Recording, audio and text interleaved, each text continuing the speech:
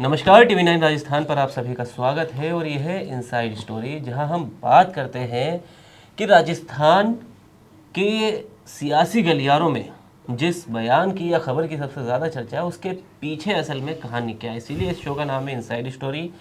और आज हम अम्बेश श्रीवास्तव जी के साथ इनसाइड स्टोरी में बात करेंगे अमित शाह और सांसद रोध की। गृह मंत्री अमित शाह संसद में बीते रोज़ बोल रहे थे। लगभग 6 बजे का समय था और 6:10 हो रहे थे जब उन्होंने जो हमारे बीजेपी के सांसद हैं राजस्थान से राजकुमार रोध, उनका नाम लिया और बयान दिया। अब वो बयान सोशल मीडिया पर छा गया।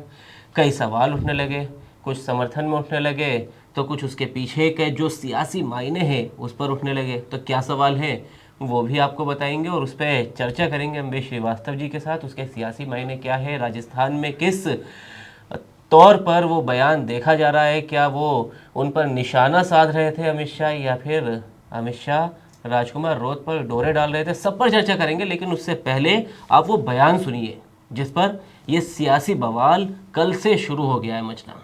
मैं आज पूछना चाहता हूं, अभी कांग्रेस के लोग बहुत जोर जोर से आदिवासी का विकास नहीं हुआ, विकास नहीं हुआ, विकास नहीं हुआ कहते थे, और राजकुमार रोध जैसे आदिवासी युवा सांसद भी वोट की लालच में कांग्रेस का समर्थन कर रहे थे, कांग्रेस की थ्योरी का समर्थन कर रहे थे। मैं उनको पूछना चाहता हूं, भाई 75 साल में 60 साल तो शासन आपने किया, आदिवासी अभी तक विकास के बगैर क्यों बच गया?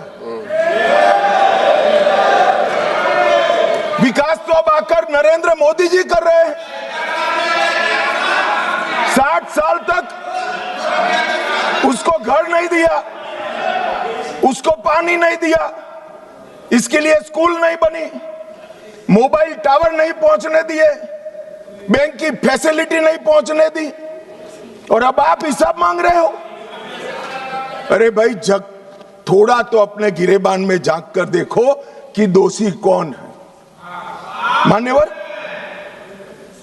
मैं पूरा बताऊंगा। तो देखिए, संसद में अमित शाह, गृह मंत्री अमित शाह का बयान आपने सुन लिया। अब सवाल ये उठ रहे हैं कि क्या अमित शाह ने राजकुमार रोध पर निशाना साधा या फिर डोरे डाल रहे कि भाई आप उस जगह नहीं, आप जिस जगह हो कांग्रेस का समर्थन करके आपने गलत किया, आपको तो हमारी तरफ होना चाहिए था।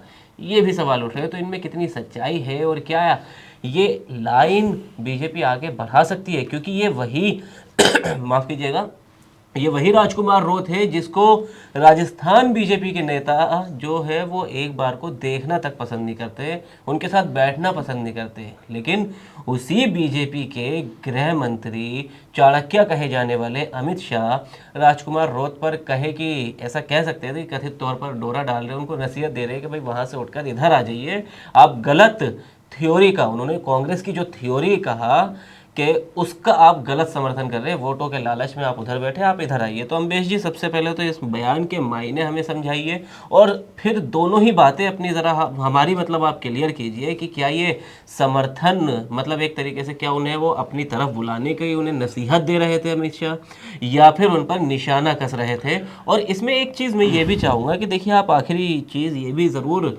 कीजिएगा कि आदिवासी इलाकों में क्या बीजेपी कमज़ोर हो रही है, इसीलिए अब आदिवासी मुद्दा धीरे धीरे बीजेपी उछाल रही है। देखिए, मैं अब क्योंकि अब आपने देश की संसद में यह बयान दिया, गृह मंत्री, देश के गृह मंत्री का बयान है, वैसे तो हमें बात करनी चाहिए मतलब देश के आदिवासी क्षेत्रों के हिसाब से, लेकिन मैं इसको शुरुआत करूंगा राजस्थान के हिसाब से, राजस्थान से, क्योंकि जो हमारे सांसद हैं वो राजस्थान के हैं, बांसवाड़ा डूंगरपुर के सांसद हैं। अब देखिए, 2024 से पहले आपको याद होगा बीजेपी में कांग्रेस के कद्दावर नेता की एंट्री होती है, क्योंकि देखिए राजस्थान के जो आदिवासी क्षेत्रों में वहाँ पर बीजेपी बहुत ज़्यादा मजबूत नहीं मानी जाती है।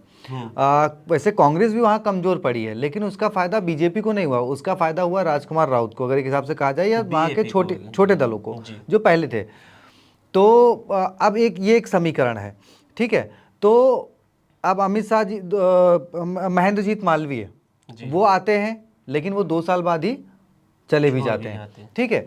अब राजस्थान में बीजेपी की मौजूदा स्थिति आदिवासी इलाकों में वो चेहरा नहीं है, वो पहचान नहीं है। और आदिवासी चेहरा राजकुमार राउत सिर्फ राजस्थान ही नहीं, आपको मैं बता दूं, जब जब मानगढ़ धाम का कार्यक्रम होता है, मानगढ़ उसकी जब सालगिरह मनाई जाती है, कि जो शहादत दिवस मनाया जाता है, उसमें सिर्फ राजस्थान नहीं, आपका मध्य प्रदेश, छत्तीसगढ़, झारखंड, बिहार, जो भी आदिवासी, गुजरात, ठीक है, महाराष्ट्र, जो भी आदिवासी क्षेत्र आते हैं, आसपास के जुड़े हुए हैं, वहाँ से बड़ी संख्या में लोग आते हैं और उन सब में राजकुमार राउत अब एक बड़ा चेहरा बन चुके हैं।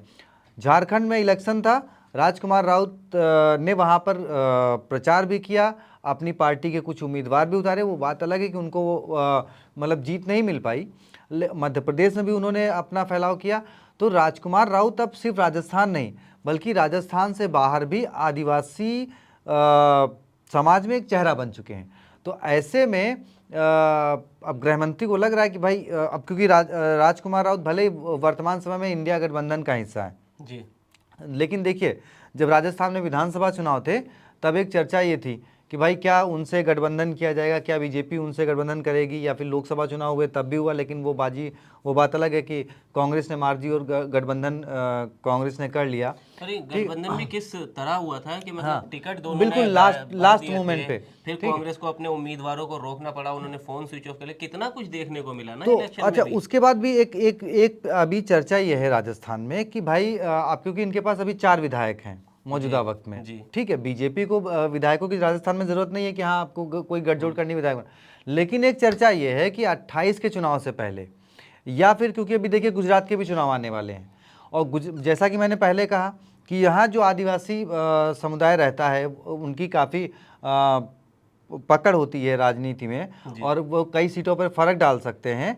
तो इसलिए अब इसको इस तरीके से लिया जा रहा है कि भाई राजकुमार राउत को साध के आने वाले चुनाव में, चाहे वो गुजरात का चुनाव हो, चाहे वो राजस्थान के चुनाव हो, अब राजस्थान और मध्य प्रदेश का चुनाव तो एक साथ ही होगा, लेकिन हाँ गुजरात के चुनाव क्योंकि अगले साल ही होने वाले हैं, तो उसका इम्पैक्ट जो है वो, क्योंकि वो चेहरा है आदिवासी समाज का, एक अच्छा खासा चेहरा बन गया है। क्योंकि देखिए उन्होंने संबोधन भी क्या किया, आदिवासी चेहरे के युवा सांसद, उनकी लाइन थी। तो यानी राजकुमार राउत अपनी एक पहचान बना चुके हैं, और उसको अब बीजेपी जो है वो कैश करना चाहती है अपने आने वाले चुनावों के लिए, और आदिवासी क्षेत्रों में अपनी एक पकड़ बनाने के लिए। क्योंकि अब ये बीजेपी के सबसे बड़ा नुकसान ये हो रहा है कि उनके पास, ठीक है, उन्होंने, देखिए आप कहने को तो ये कहा जा सकता है कि देखिए द्रौपदी मुर्मू जी जो हैं हमारी राष्ट्रपति हैं, ठीक है, बीजेपी ने उनको राष्ट्रपति बनाया, ठीक है, लेकिन अब उनको एक चेहरा चाहिए वोट बैंक वाला, क्योंकि वो राष्ट्रपति हैं, वो राष्ट्रपति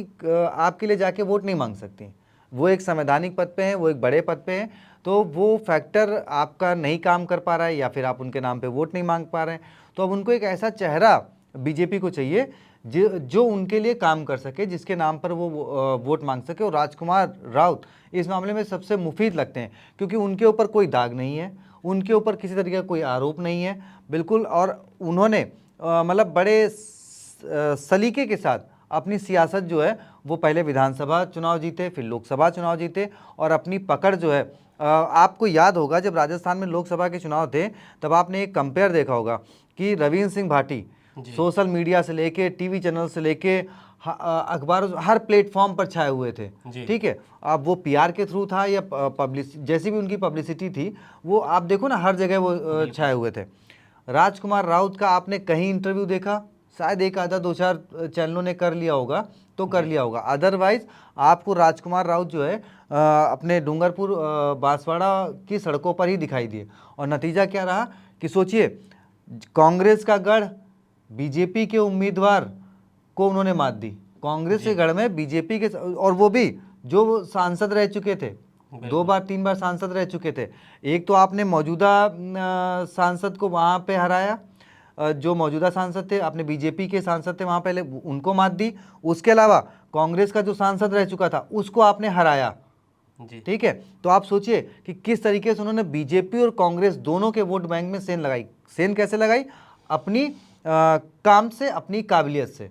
तो ये एक चेहरा राजकुमार राउत जो है ना, वो आप बन चुके हैं आदिवासी समाज का। जी, लेकिन क्या अम्बेशी देखिए, क्योंकि आपने महेंद्रजीत मालविया का भी नाम लिया, महेंद्रजीत मालविया भी वो नेता है आदिवासी और उस इलाके की अगर खासकर बात करें जहाँ से रोत आते हैं, क्योंकि रोत की लगातार बात चल रही है, इसीलिए महेंद्रजीत मालवीय की भी बात होनी चाहिए। वो ऐसे बहुत कम चुनाव होंगे जिसमें उन्हें हार का मुंह देखना पड़ा। जब तक वो कांग्रेस में, वो ज्यादातर अपने चुनाव जीते, 98 चाहे से वो- लेकर जी, और लगातार वो चुनाव जीते। 2023 तक सारे चुनाव महेंद्रजीत मालवीय जी। जीते। तो अब वो चेहरा बीजेपी ने ले लिया, और वो बड़े नेता भी माने जाते हैं आदिवासी के, वो भाई नहीं, अब तो वापस सी- बीजेपी से भी चले गए ना। नहीं नहीं, वो कांग्रेस के भी बड़े नेता थे उस वक्त जब वो हाँ, बीजेपी में आए थे। हाँ। वही CWC तक में उनकी मेंबर थे। बातचीत थी, और वो राहुल गांधी के साथ वो नजर आते थे, उनकी फोटो भी वही सबसे ज्यादा इस्तेमाल भी की जाती थी। उसके बाद बीजेपी को फायदा नहीं। तो क्या बीजेपी को रोत को साथ अगर आ भी जाते तो क्या फायदा होगा? और क्या लगता है आपको, क्या रोत पाला बदलने में कामयाब रहेंगे, या मतलब बीजेपी कामयाब रहेगी उनको अपनी तरफ खींचने में? क्योंकि रोत देखिए, लगता तो है कि अगर बीजेपी खींचेगी तो वो भी खींच जाएंगे, क्योंकि वो लगातार कांग्रेस के लिए भी कभी ऐसे लड़ते नहीं आए, जैसे भाई अखिलेश यादव है या बाकी नेता है या हनुमान बेनीवाल। राजस्थान में तो कांग्रेस को घेरते, लेकिन केंद्र में कभी कांग्रेस के खिलाफ नहीं बोलते। राहुल गांधी के खिलाफ या केंद्रीय नेताओं के खिलाफ वो कभी कांग्रेसी नेताओं के खिलाफ नहीं बोलते हुए नजर आए। तो क्या लगता है वो जाएंगे, और अगर जाएंगे तो क्या बीजेपी को फायदा होगा? नहीं, मुझे एक चीज़ बताऊं आपको, जितना मैंने अब तक राजस्थान की पॉलिटिक्स में राजस्थान के नेताओं को पिछले 14-15 सालों में देखा है, सुना है, समझा है, राजकुमार राउत और नेताओं की लीग से अलग हट के पॉलिटिक्स कर रहे हैं। राजकुमार राउत को ये पता है कि वो अगर किसी के साथ खड़े हो गए कि मतलब ज्वाइन कर लेना या उनके साथ वो हो जाना, उसमें राजकुमार राउत को नुकसान ज़्यादा है। मैं राजस्थान का ही इतिहास बता दूं, जिन लोगों ने अलग अलग पार्टी बनाई, जी ठीक है, हनुमान बेनीवाल, किरोड़ी लाल मीणा, घनश्याम तिवाड़ी, ठीक है, और भी कई नाम है, उन सब जिन जिन लोगों ने पार्टी बनाई वो सब खत्म हो गए, या तो वो मर्ज हो गए। एक हनुमान बेनीवाल ही अभी मौजूदा वक्त में टिके हैं, लेकिन राजस्थान में उनका कोई प्रतिनिधित्व नहीं है विधानसभा में। ये तो रही उनके बाद। राजकुमार राउत बीजेपी के साथ किस तरीके से जाएंगे वो देखिए। मुझे अगर बीजेपी उनको साथ लाएगी तो वो ये कह देंगे कि भाई देखिए, आदिवासी क्षेत्र में कितने विधायक, मुझे लगता है कि राजकुमार राउत ये डील करेंगे कि भाई कम से कम 10 से 15 सीटें मेरे लिए छोड़ दी जाए। क्या बीजेपी 10 से 15 सीटें छोड़ देगी? लोकसभा में क्या 3 से 4 सीटें उनके लिए छोड़ देगी? बिल्कुल नहीं छोड़ेगी। तो राजकुमार राउत मुझे नहीं लगता कि बीजेपी के साथ जाएंगे। हाँ, बीजेपी भले ऑफर कर ले, लेकिन राजकुमार राउत जानते हैं कि आज मैं अगर गया तो इसमें फ्यूचर में मेरा ही नुकसान है। बिल्कुल। तो चलिए देखिए, अब राजकुमार राउत क्या राह अपनाते हैं आने वाले चुनावों में, खासकर 28 के चुनावों में। क्या वो पाला बदल लेंगे? क्योंकि फिलहाल राजकुमार राउत हो या हनुमान बेनीवाल हो, वो इंडिया अलायंस के साथ में, यानी कांग्रेस में तो केंद्र में तो कांग्रेस के साथ है, लेकिन राजस्थान में कांग्रेस के साथ वो कम ही नजर आते हैं और ना ही कोई ऐसे बयान देते हैं। बल्कि एक तरह से ऐसा लगता है कि बेनीवाल तो लगातार कांग्रेस को घेरते ही है, पर राजकुमार राउत भी कोई मौका छोड़ते नहीं राजस्थान में कांग्रेस को घेरने का। अब राजकुमार राउत किस रास्ते पर जाएंगे, और क्या वो अमित शाह की नसीहत के बाद कोई सबक लेंगे, रास्ता बदलेंगे, या फिर उस पर पलटवार करेंगे? उसका क्या पलटवार होगा वो सब आपको बताते रहेंगे। लेकिन अमित शाह के बयान पर आप क्या सोचते हैं, आपकी क्या राय है? आप अपनी राय कमेंट बॉक्स में ज़रूर बताएं। वीडियो को लाइक कीजिए, शेयर कीजिए, और राजस्थान से जुड़ी हर खबर के लिए TV9 राजस्थान को सब्सक्राइब कीजिए।